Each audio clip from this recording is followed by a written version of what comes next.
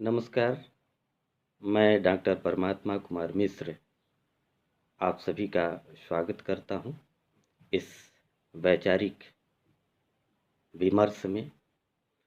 आज हम आपके सामने एक महत्वपूर्ण विषय पर चर्चा करने के लिए उपस्थित हूं, जो स्वास्थ्य से जुड़ा विषय है और उस स्वास्थ्य से जुड़े विषय को लेकर के आज पूरे विश्व में एक वैचारिक विमर्श बनी हुई है। और केवल वैचारिक विमर्श ही नहीं बनी हुई है, बल्कि आज उसको हम सभी आत्मसात भी कर रहे हैं।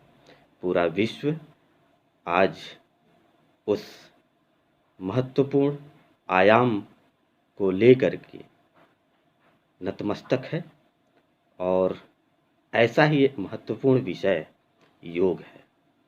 योग जो भारतीय दर्शन, भारतीय परंपरा, भारतीय स्वास्थ्य समृद्धि का बहुत ही प्राचीन विधि रही है, उस विषय को लेकर के हम आपसे वार्तालाप करना चाहते हैं। और उस योग के प्रवर्तक महर्षि पतंजलि के जीवन आयामों के विविध पक्षों पर प्रकाश डालने की एक विनम्र प्रयास है। जैसा कि हम जानते हैं कि योग भारतीय संस्कृति, समाज, दर्शन का बहुत ही प्राचीन विषय रहा है, लेकिन धीरे धीरे कुछ कारणों से हम उससे दूर होते चले गए। लेकिन एक बार फिर यह योग का विषय जो स्वास्थ्य से, भारतीय स्वास्थ्य दर्शन से जुड़ा हुआ है, वो पूरे विश्व के सामने है। और यह योग उस समय और हम लोग के सामने, पूरे विश्व के सामने निखर के आया जब अंतर्राष्ट्रीय योग दिवस मनाने की स्वीकृति संयुक्त राष्ट्र संघ ने 11 दिसंबर 2014 को संयुक्त राष्ट्र संघ की सभा में पारित किया कि 21 जून को अंतर्राष्ट्रीय योग दिवस मनाया जाएगा। और बाकायदे विश्व के लगभग 177 देशों ने इसकी स्वीकृति प्रदान की, अंतर्राष्ट्रीय योग दिवस को मनाने की। और पहला जो अंतर्राष्ट्रीय योग दिवस 21 जून 2015 को मनाया गया, और निरंतर हर वर्ष हम अंतर्राष्ट्रीय योग दिवस मनाते आ रहे हैं। अंतर्राष्ट्रीय योग दिवस मनाने के पीछे जो कारण है, जो मंशा है, जो वैचारिकी है, वह यह है कि हम योग की महत्ता को समझें, योग को हम अपनाएं, अपने जीवन चर्या का अंग बनाएं। इस निमित्त योग को की महत्ता को समझ करके अंतर्राष्ट्रीय स्तर पर इसको मनाने की स्वीकृति प्राप्त हुई। योग के इस विधि का जिन्होंने उपाचार्य किया, जिन्होंने साहचर्य किया, जिन्होंने इसको जन्म दिया, वह महर्षि पतंजलि, जो भारतीय योग दर्शन के प्रणेता हैं। महर्षि पतंजलि पे ही अपने इस व्याख्यान को, अपने विमर्श को केंद्रित करते हुए हम आपसे चर्चा करना चाहेंगे। महर्षि पतंजलि ने योग सूत्र नामक एक महत्वपूर्ण पुस्तक की, एक महत्वपूर्ण विषय की, एक महत्वपूर्ण आयाम की रचना की। और यह योग सूत्र, यह एक प्रसिद्ध है ग्रंथ है जो योग के विभिन्न आयामों को, विभिन्न उसके फलक को प्रदर्शित करती है। महर्षि पतंजलि के अगर जीवन काल को देखें तो महर्षि पतंजलि का जन्म शुंग वंश के शासनकाल में माना जाता है। विद्वानों के अनुसार उनका जन्म का जो काल है वह 158 ईसा पूर्व में माना जाता है। हालांकि द बोथलिक में ने पतंजलि के जन्म का समय 200 ईसा पूर्व एवं किथ ने 140 से 150 ईसा पूर्व के मध्य माना है। पतंजलि पुष्पमित्र शुंग का अश्वमेध यज्ञ संपन्न कराया करते थे, क्योंकि वह संस्कृति के आचार्य भी थे, प्रकांड विद्वान थे और शुंग वंश के शासनकाल में वे थे। तो ऐसा कहा जाता है कि वे पुष्पमित्र शुंग का अश्वमेध यज्ञ संपन्न करवाया करते थे। उनके जन्म के संबंध में अनेक लोगों के मत अलग अलग हैं, भिन्न भिन्न हैं। कुछ लोग उनका जन्म गोनार्थ को मानते हैं, जो भोपाल के पास गोदर मऊ के पास है। इसके अलावा उनका जन्म कुछ लोग कश्मीर में, कुछ लोग गोंडा उत्तर प्रदेश में भी मानते हैं। तो अपने अपने अनुसार उनका जन्म स्थान विद्वानों के अनुसार है। हालांकि इसके संबंध में कोई एक निष्कर्ष नहीं है। अपने अपने अनुसार उनके जन्म स्थान को लोग प्रमाणित करते हैं। जैसा कि हम जानते हैं कि पतंजलि योग सूत्र के रचनाकार हैं। जो योग सूत्र हिंदुओं के 6 दर्शन न्याय, वैशेषिक, सांख्य, योग, मीमांसा, वेदांत इसमें से एक है। महर्षि पतंजलि का महत्वपूर्ण योगदान पाणिनि के अष्टाध्यायी पर अपनी टीका लिखने की रही है। उन्होंने महर्षि पाणिनि के अष्टाध्यायी नामक जो व्याकरण से संबंधित है उस पर अपनी टीका लिखी है। महाभाष्य का उन्होंने नाम दिया, जो पाणिनि के अष्टाध्यायी पर उन्होंने लिखा टीका, उसका नाम महाभाष्य नाम दिया। महाभाष्य में क्या है कि उसमें समीक्षा है, टिप्पणी है, विवेचना है और आलोचना भी है। महर्षि पतंजलि के माता का नाम गोड़िका था। पिता के बारे में बहुत स्पष्ट जानकारी नहीं मिलती है। कुछ किंवदंतियों के अनुसार महर्षि पतंजलि को शेषनाग का अवतार भी माना जाता है। उनका संबंध कुछ लोग कश्मीर के नाग जाति के ब्राह्मण से भी बताते हैं। महर्षि पतंजलि प्रख्यात चिकित्सक भी थे, रसायन शास्त्र के आचार्य थे। अभ्रक, धातु योग और लौह शास्त्र का परिचय कराने का भी श्रेय महर्षि पतंजलि को जाता है।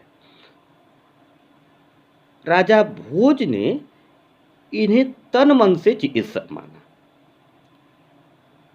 पतंजलि ने जो योग सूत्र लिखा, उस योग सूत्र में 195 सूत्रों को उन्होंने स्थापित किया, जो योग दर्शन के आधार स्तंभ है। जीवन को स्वस्थ रखने में अष्टांग योग का प्रतिपादन किया, जो यम, नियम, आसन, प्राणायाम, ध्यान, धारणा, प्रत्याहार और समाधि से संबंधित है। यम के बारे में जैसा कि हम जानते हैं कि यम का तात्पर्य बुरे काम को छोड़ना, नियम का मतलब अच्छे काम करना, आसन का मतलब कि शरीर स्वस्थ रखना, प्राणायाम करने का मतलब कि श्वासों पर संयम रखना, इसी तरह से प्रत्याहार अपने दोषों को दूर करना, धारणा, ध्यान, धारणा यानी कि चित्त को ध्येय में लगाना, ध्यान करना, समाधि, समाधि यानी कि जो स्थिर हो जाए, जो स्थित प्रज्ञ हो जाए, वो समाधि। तो इन अष्टांग योग का प्रतिपादन भी महर्षि पतंजलि करते हैं, जो जीवन को स्वस्थ रखने में बहुत ही महत्वपूर्ण आयाम है। पतंजलि का विवरण 3 संदर्भों में प्राप्त होता है, और वह 3 संदर्भ हैं योग सूत्र के प्रणेता के रूप में, पाणिनि व्याकरण के महाभाष्यकार के रूप में, और आयुर्वेद के ग्रंथ के प्रणेता के रूप में।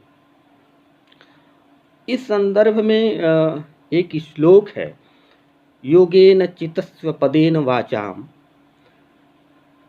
मलं शरीरस्य च वैद्यकेन योडपाकरोत्तम परवरम मुनिनाम पतंजलि प्राज्वल किरान तो अस्मि। अर्थात मैं करबद्ध होकर ऐसे पतंजलि मुनि को प्रणाम करता हूँ, जिन्होंने योग के द्वारा चित्त शुद्धि, व्याकरण के द्वारा वचन की शुद्धि और आयुर्वेद के द्वारा शरीर शुद्धि का उपाय बताया। यानी कि महर्षि पतंजलि का जो योगदान है, वह चित्त बुद्धि को योग के द्वारा, वचन बुद्धि को व्याकरण के द्वारा और शरीर बुद्धि को आयुर्वेद के द्वारा बनाए रखना, यह एक महान कार्य महर्षि पतंजलि का है, जिसको लेकर के यह श्लोक उन्हें प्रणम्य करता है, उन्हें प्रणाम करता है। योग सूत्र के संबंध में कहा जाता है, योग दर्शन भारतीय दार्शनिक संप्रदाय की महत्वपूर्ण और प्रायोगिक दर्शन है।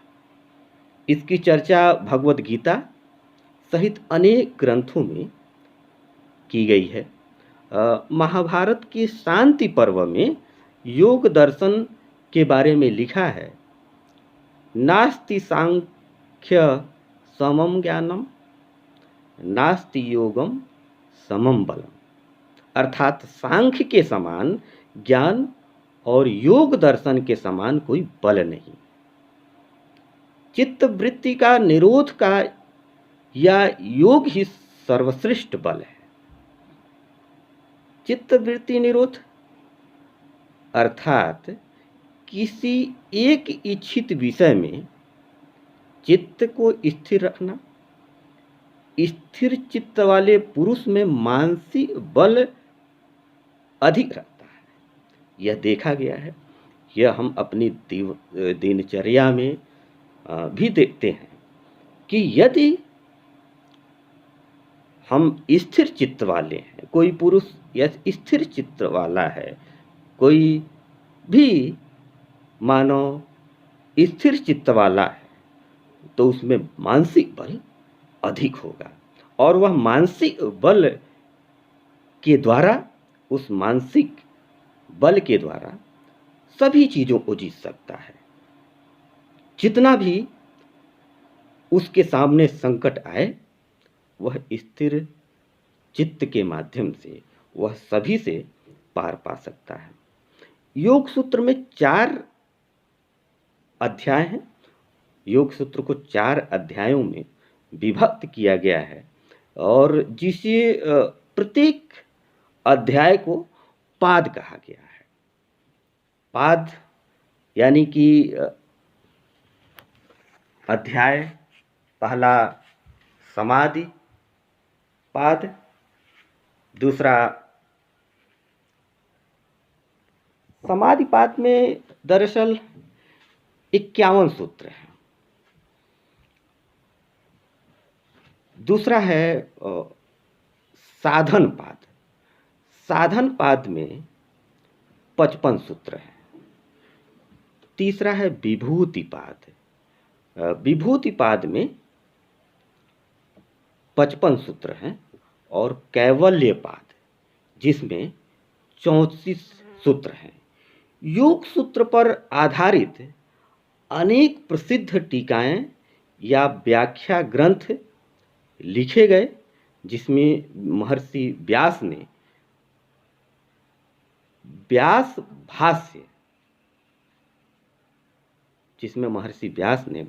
भाष्य, वाचस्पति मिश्र ने तत्व वैसारदी,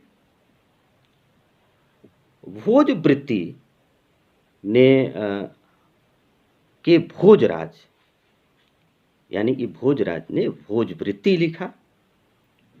वाचस्पति मिश्र ने तत्व वैसारदी लिखा और महर्षि व्यास ने व्यास भाष्य लिखा। यानी कि योग सूत्र पर टीकाएं जो लिखी गई वह बहुत बड़े बड़े विद्वानों के द्वारा उस पे टीकाएं लिखी गई। योग सार संग्रह को विज्ञान भिक्षु ने लिखा, जो 16वीं शताब्दी में एक टीका लिखी गई, योग सार संग्रह, जिसे विज्ञान भिक्षु ने लिखा। इसके अलावा भावाजी गणेश की प्रवृत्ति 17वीं शताब्दी में उन्होंने लिखा। तो महर्षि पतंजलि का जो योग सूत्र है उस पे अनेक टीकाएं लिखी गई, जिसको समय और परिस्थिति के अनुसार लोगों के सामने महर्षि पतंजलि के योग सूत्र को इन विद्वानों के द्वारा जन सामान्य के लिए लाना था। योग सूत्र में जैसा कि बताया गया कि 195 जो सूत्र हैं, जो 4 अध्यायों में विभक्त है, और इन 4 अध्यायों में हमें योग सूत्र के विभिन्न आयामों के दर्शन मिलते हैं कि कैसे योग करना चाहिए, कैसे उस योग को के जो नियम हैं, आसन हैं, अनेक जो रूप हैं, उसका दर्शन हमें मिलता है। चित्त वृत्तियों के मामले में भी अलग अलग बातें हैं, जैसे कि जो चित्त वृत्ति की बात की गई, चित्त वृत्ति बहुत ही महत्वपूर्ण है कि यदि चित्त वृत्ति हो तो हम जैसे कि प्रमाण, विपर्यंस यानी क्लेश, विकल्प, निद्रा और स्मृति, इस पर यदि हम काबू पा जाए तो वह चित्त वृत्तियों से संबंधित है। तो हम चित्त वृत्तियों पर अंकुश लगा सकते हैं और एक सशक्त रूप में हम योग को अपना सकते हैं और अपने जीवन को गतिशील, ऊर्जामय उसको बना सकते हैं। चित्त वृत्तियों के निरोध के उपाय भी बताए गए हैं। चित्तवृत्तियों के निरोध के उपाय में अभ्यास है, वैराग्य है, ईश्वर है, प्राणिधान है, भावना है, चातुष्पय है, प्राणायाम है, विषयवर्ती है, विषयवती वती प्रवृत्ति है, ज्योतिषमती वीतराग विषय चित्त, अनेक ध्यान धारणा प्रत्याहार और ये सारी चीज़ें आपको बताया गया। तो चित्त वृत्तियों के निरोध के उपाय भी बताए गए हैं हमारे योग सूत्र में, जिससे हम अपने ध्यान को और चित्त को साधना में कैसे लगा सकते। तो महर्षि पतंजलि का जो योग सूत्र है वह एक महान ग्रंथ है और महर्षि पतंजलि अपने समय के सबसे बड़े चिकित्सक थे। रसायन शास्त्र के, जैसे कि बताया गया, ये रसायन शास्त्र के बहुत बड़े विद्वान थे और भोज तो उनको तन मन से उनको चिकित्सक मानते थे। आज हम सभी को जब ऐसी आपदा हम लोगों के सामने आई है जिसमें हम एक वायरस से लड़ रहे हैं, जो पूरा देश पूरा विश्व जानता है कि इतने बड़े बड़े शक्तिशाली हथियार हम लोगों के सामने बड़े बड़े राष्ट्रों के पास उपलब्ध हैं, लेकिन वह धरी इधर ही रह गई है और हमें उस वायरस से लड़ रहे हैं, अपने घरों में कैद हैं और एक नए चिंतन का उभार भी हो रहा है कि हम कैसे अपनी जीवनचर्या को, दिनचर्या को कैसे मजबूत बना सकते हैं, कैसे हम अपनी इम्यूनिटी सिस्टम को मजबूत बना सकते हैं, जिससे हम शारीरिक रूप से स्वस्थ रहें। क्योंकि शरीर की सुंदरता ही महत्वपूर्ण नहीं है, बल्कि तन से, मन से और चित्त से, सभी दृष्टियों से हमको सुंदर और स्वस्थ रहना। इस योग के माध्यम से, प्राणायाम के माध्यम से, अध्यात्म के माध्यम से भारत तो स्वस्थ रहने के जो उसका प्राचीन पद्धति रही है, जो प्राचीन संस्कार और सभ्यता रही है, वो इतना अनुपम है, इतना अद्वितीय है कि वह बिना हमारे आज एलोपैथ है, एलोपैथ की तरफ आप जाएंगे, कितने साइड इफ़ेक्ट हैं, किस तरह से एक चीज़ की दवा हम खाते हैं तो दूसरे बीमारी को निमंत्रण देते हैं, लेकिन आयुर्वेद में ऐसा नहीं है, योग में ऐसा नहीं है और प्राणायाम में ऐसा नहीं है, अध्यात्म में ऐसा नहीं है। तो भारत तो स्वास्थ्य के दृष्टि से एक महान ऐसा शिल्पकार रहा है जो उसको पूरे विश्व के सामने एक अलग पहचान बनाता है।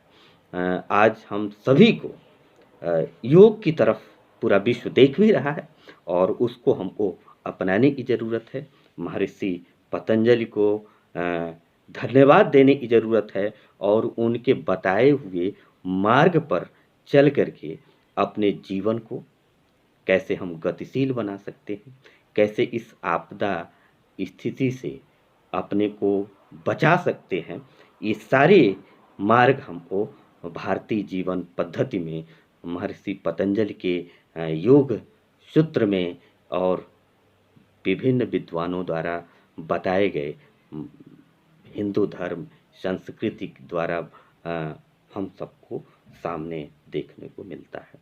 तो आज हम यह संकल्प के साथ अपने छात्रों से भी, प्रिय विद्यार्थियों से भी यह कहना चाहेंगे कि हमें योग का नियम, योग को का पालन करना चाहिए, योग को अपनाना चाहिए, प्राणायाम करना चाहिए और एक ऐसी स्थिति को प्राप्त करना चाहिए जो विश्व यदि हम लोगों की तरफ देख रहा है तो हम उसको कुछ दे सकें, एक ऊर्जा दे सकते हैं, उनको एक रास्ता बता सकते हैं, लेकिन सबसे पहले हमको खुद उस रास्ते को का आत्मसात करना होगा, उसको बनाना होगा। इन्हीं सब बातों के साथ आप सभी का धन्यवाद।